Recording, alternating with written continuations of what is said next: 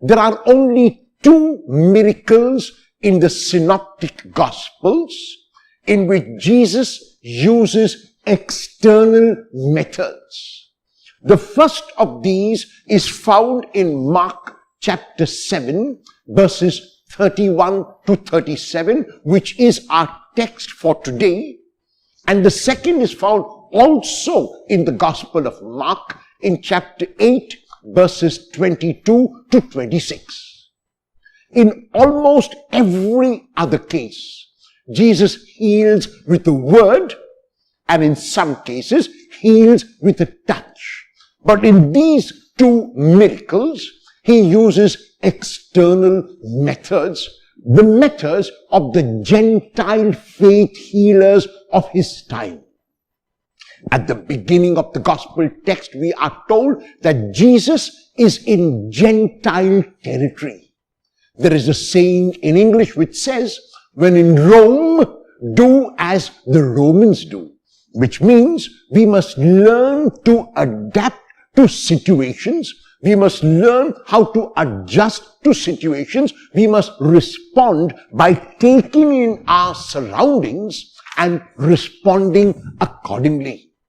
It means that we are clear in our perception and we are accurate in our response. And this is how we might summarize the gospel text of today. A deaf man with an impediment in his speech is brought to Jesus for healing. The man cannot hear at all and he cannot speak properly. And so Jesus takes the man aside.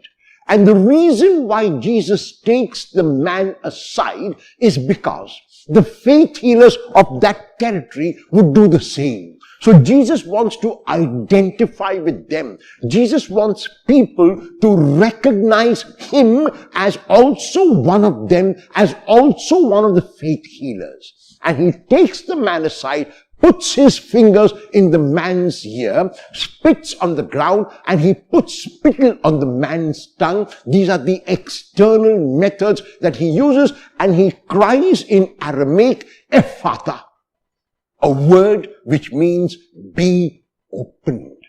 And the man is able to hear clearly. The man is able to speak clearly. The man has been made whole. Jesus was a man who never reacted to situations. He was a man who saw the surroundings of his area. He was clear with his perception. And because his perception was so clear, he was able to respond accurately. One such example is given to us in the gospel text of today. It is very likely that Jesus could have healed the man with a word like he did so many others. It is very likely that Jesus could have healed the man with a simple touch like he did so many others. And yet, because Jesus is in an area where people would not recognize that word or that touch, he uses a method which they would be able to understand. And this is the lesson that he gives us today. A lesson which might be summarized in one word as adaptability, as adjusting. Jesus does not impose his own traditions on the place where he goes, but he assimilates that tradition and makes it his own. Are you an outsider?